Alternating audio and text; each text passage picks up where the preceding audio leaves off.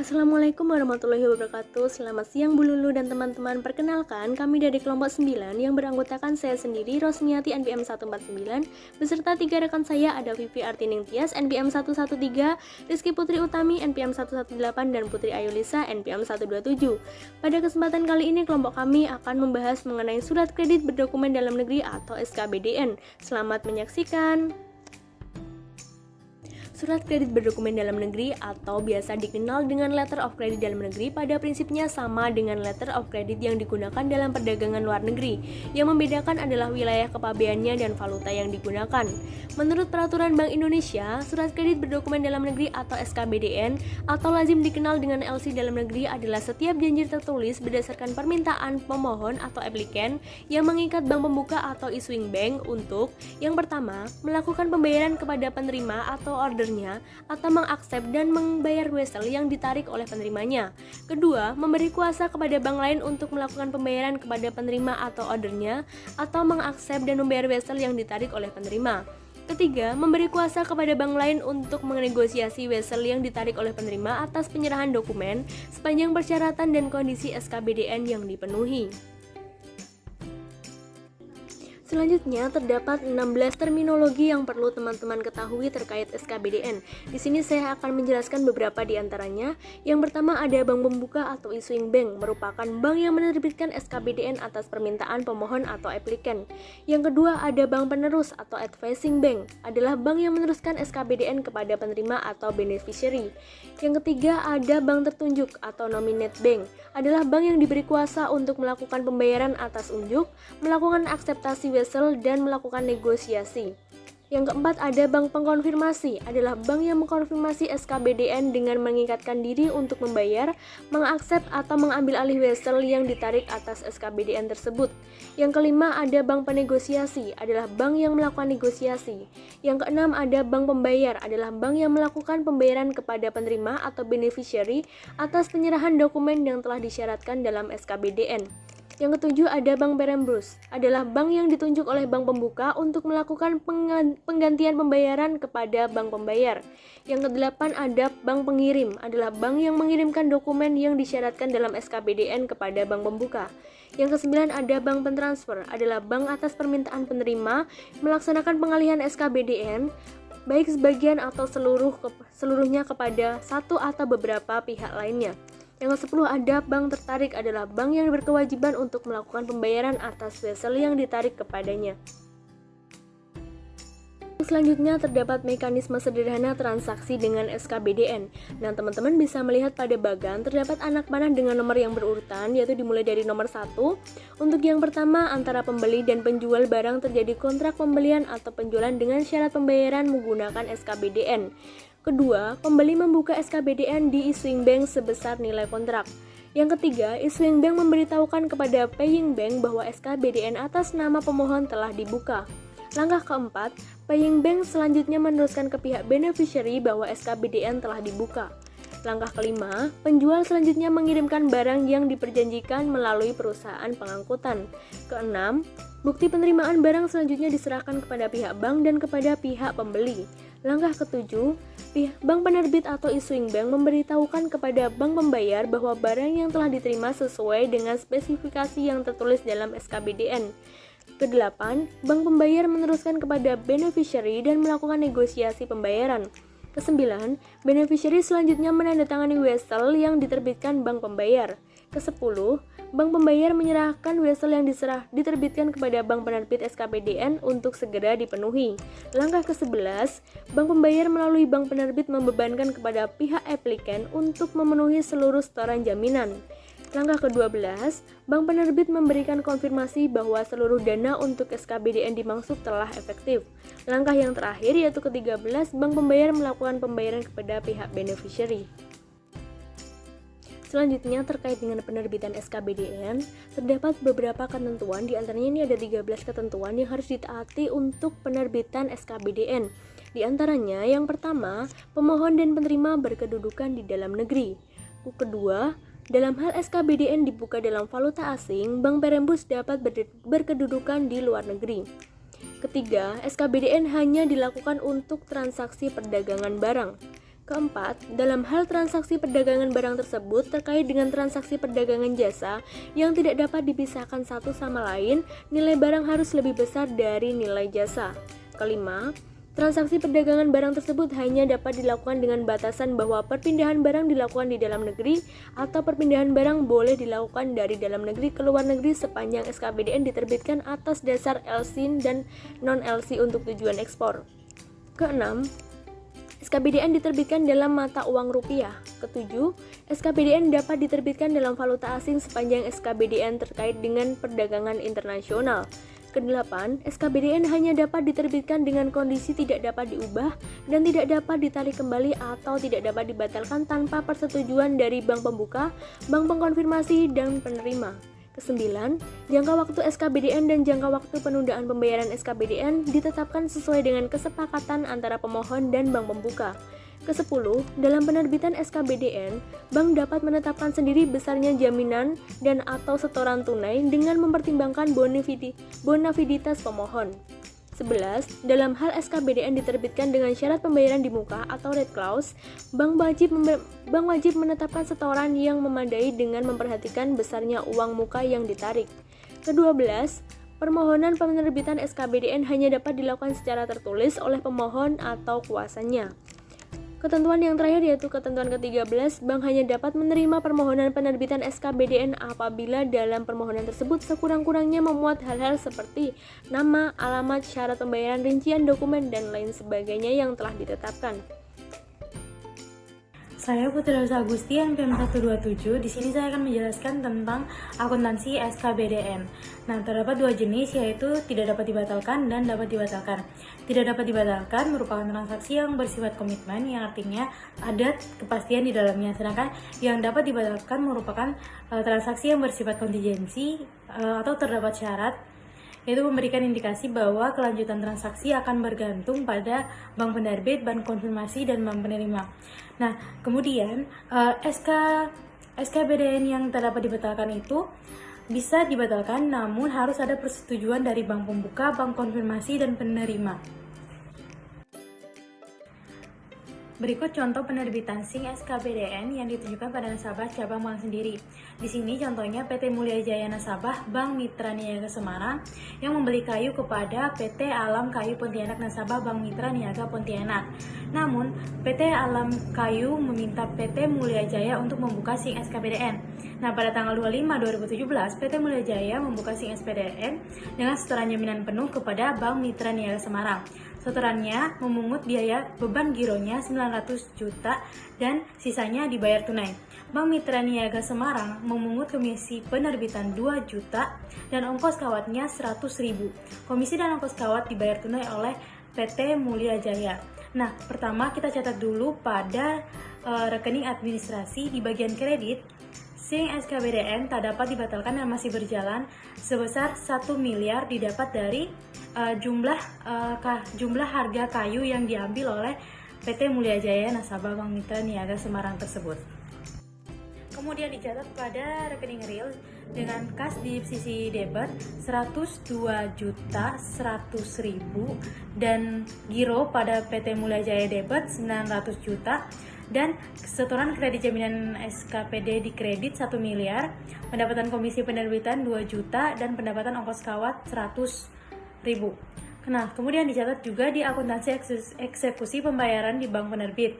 Mencatat pada rekening administrasi yang pertama tadi karena udah dicatat di bagian kredit, nah pada ini dicatat di bagian debit sebesar 1 miliar. SING SKPD tak dapat dibatalkan dan masih berjalan. Kemudian dicatat juga pada rekening realnya sebesar debit setoran jaminan SKPD 1 miliar dan kredit RAK cabang Pontianak 1 miliar. Lanjut pada contoh soal selanjutnya, yaitu setoran kurang dari 100%. Nah, pada kali ini PT Mulia Jaya baru menyetorkan 60% dengan perincian beban gironya 500 juta dan tunai 100 juta, sedangkan komisinya dibayar tunai. Pertama, dicatat dulu di bagian rekening administratif, masih sama dengan contoh soal sebelumnya, dicatat di bagian kredit.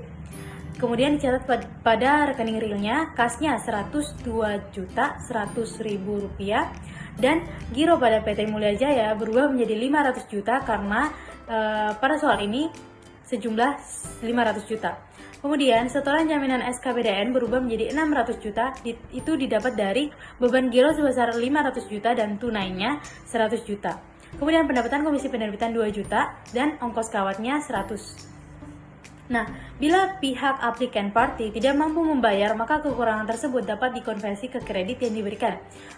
Fasilitas ini disebut dengan overdraft atau talangan atau cerukan, yang artinya pihak debitur dikenai biaya provisi dan administrasi.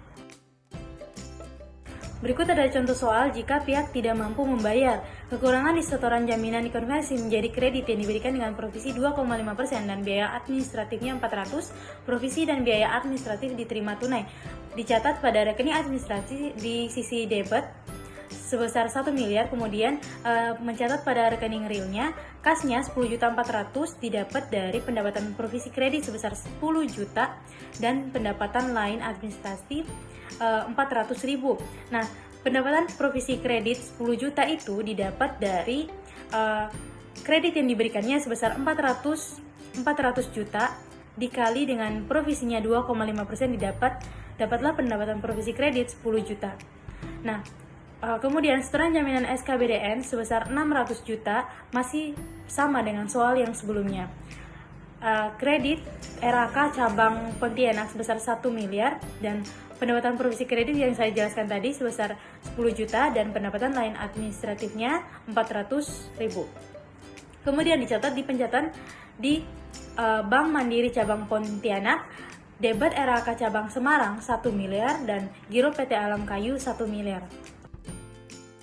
Pada contoh sebelumnya yang kita bahas adalah penerbitan SIM SKPDN melalui bank sendiri, namun kali ini kita akan membahas pada bank lain melalui bank koresponden. Soalnya masih sama dengan contoh soal sebelumnya, namun di sini Bank Mitra Niaga Semarang menggunakan Bank Mandiri sebagai bank koresponden. Nah, jurnalnya masih sama, yaitu dicatat pada kredit si SKPDN tak dapat dibatalkan dan masih berjalan sebesar 1 miliar di sisi kredit. Dicatat pada rekening realnya. Pada jurnal ini masih tampak sama dengan contoh soal jika menggunakan bank sendiri, namun perbedaannya akan tampak ketika SKBDN dibayarkan kepada beneficiary, yaitu antara Bank Mitra Niaga Semarang dengan Bank Mandiri Semarang selaku bank koresponden yang akan dilakukan melalui keriling. Selanjutnya, saya Rizky Putri Utami NPM 118 akan melanjutkan presentasi mengenai pencatatan untuk penyelesaian atau pembayaran SKBDN. Nah, di sini pencatatan pembayaran di Bank Mitra Niaga Semarang selaku yang menerima konfirmasi bahwa SKBDN akan dicairkan. Maka Bank Mitra Niaga Semarang langsung menyetorkan setoran jaminan PT Mulia Jaya ke Bank Mandiri Semarang melalui Bank Indonesia. Nah, untuk pencatatannya sendiri, yang pertama adalah mencatat dalam rekening administratif tertanggal 25 bulan 5 2017, rekening DR SKBDN tak dapat dibatalkan dan masih berjalan. Nah, itu sebesar 1 miliar debit. Lalu yang pencatatan selanjutnya yaitu pencatatan pada rekening real atau efektif. Di sini tertanggal 25 bulan 5 2017, rekening DR sektor jaminan debit sebesar 1 miliar. Lalu ada CR Giro Bank Indonesia kredit sebesar 1 miliar. Pencatatan di Bank Mandiri Semarang. Bank Mandiri Semarang memungut komisi konfirmasi sebesar 1 juta. Maka pencatatannya yaitu pada tanggal 25 bulan 5 2017, di rekening DR Giro Bank Indonesia debit sebesar 1 miliar. Lalu yang selanjutnya CR RAK cabang Pontianak Mandiri sebesar 999 juta rupiah. Lalu CR pendapatan komisi konfirmasi sebesar 1 juta. Nah, yang selanjutnya yaitu pencatatan di Bank Mandiri Pontianak selaku Bank Penerus. Nah, di sini Bank Mandiri Pontianak memungut komisi penerus sebesar 1 juta. Pada tanggal 25 bulan 5 2017, rekening DR RAK cabang Semarang debit 999 juta rupiah. Lalu CR Giro Bank Indonesia sebesar 998 juta rupiah. Lalu CR pendapatan komisi penerus sebesar 1 juta. Yang selanjutnya yaitu pencatatan di Bank BPD Pontianak. Nah, paying bank akan langsung membukukan pada rekening beneficiary PT Alam Kayu Pontianak sebesar yang diterima dari Bank Indonesia, atau clearing dengan Bank Mandiri Pontianak sebesar Rp998 juta. Nah, di sini pencatatannya yaitu tanggal 25 bulan 5 tahun 2017, rekening DR Giro Bank Indonesia debit sebesar Rp998 juta, lalu CR Giro Bank PT Alam Kayu kredit sebesar Rp998 juta. Yang selanjutnya yaitu pencatatan usage SKBDN. Usage SKBDN yaitu SKBD yang pembayarannya secara berjangka dengan menggunakan wesel berjangka. Pihak beneficiary tidak bisa langsung menerima pembayaran tunai ketika barang dikirim kepada pembeli. Penerima usage SKBDN umumnya disepakati setoran jaminan kurang dari 100%. Dengan demikian, pihak applicated harus melunasi pada saat seluruh barang sudah dikirim atau saat SKBDN efektif. Nah, yang untuk berikutnya di sini ada contoh mengenai pencatatan usage SKBDN. Contoh yaitu PT Omega Jakarta membeli furnitur senilai 500 juta kepada PT Jati Art di Semarang. Untuk memenuhi permintaan, PT Omega diminta menerbitkan usage SKBDN berjangka untuk menjamin pengiriman barang tersebut dibayar. PT Omega adalah nasabah Bank ABC Jakarta, sedangkan PT Jati Art adalah nasabah Bank ABC Semarang. Pembukaan usage SKBDN tanggal 1 Juli 2015 dengan setoran jaminan sebesar 300 juta. Atas beban giro PT Omega, komisi penerbitan sebesar 2 juta diterima bank dalam tunai. Usage SKBDN ini bersifat revocable. Berikutnya yaitu pencatatan mengenai penerbitan usage SKBDN di Bank ABC Jakarta. Nah, di sini pencatatannya yaitu tertanggal 25 bulan 5 2015, rekening DR usage SKBDN dapat dibatalkan dan masih berjalan 500 juta debit. Lalu pada pencatatan rekening real atau efektif yaitu tanggal 25 bulan 5 tahun 2015, rekening DR Giro PT Omega sebesar 300 juta debit, lalu CR setoran jaminan SKBDN sebesar 300 juta kredit. Dan penerbitan SKBDN ini akan diikuti penerbitan wesel berjangka usage SKBDN di bank pembayaran. Wesel ini ditandatangani oleh beneficiary. Bila pihak beneficiary menghendaki pencairan sebelum jatuh tempo, maka wesel tersebut dapat didiskontokan atau dijual belikan. Namun untuk dapat didiskontokan, syarat wesel yang diterbitkan bank pembayaran tersebut harus diaksep oleh bank penerbit. Akseptasi wesel merupakan bentuk tanggung jawab penerbit usage SKBDN untuk sanggup membayar SKBDN sekiranya jatuh tempo. Akseptasi wesel juga bisa dilakukan oleh bank tertunjuk dan bank pengkonfirmasi sepanjang diberi kuasa oleh bank penerbit atau pembuka. Akseptasi wesel sebesar nilai usage SKBDN. Bank pengaksep ini bank yang menyanggupi pembayaran wesel secara otomatis dapat menjadi bank tertarik, yaitu bank yang berkewajiban bayar atas wesel yang ditariknya. Lalu pada saat wesel jatuh tempo, berarti seluruh transaksi dengan pihak penerbit yang terkait dengan usage SKBDN maupun wesel harus diselesaikan. Penyelesaian wesel merupakan berakhirnya SKBDN. Misalnya jangka waktu wesel 3 bulan sejak 1 Juli 2015, maka pada akhir periode seluruh kewajiban terhadap bank pembayaran harus dipenuhi. Kekurangan setoran jaminan dilunasi secara tunai. Dan pencatatannya yaitu pada tanggal 30 bulan 5 tahun 2015 rekening CRRAR UZ SKBDN dapat dibatalkan dan masih berjalan sebesar 500 juta kredit.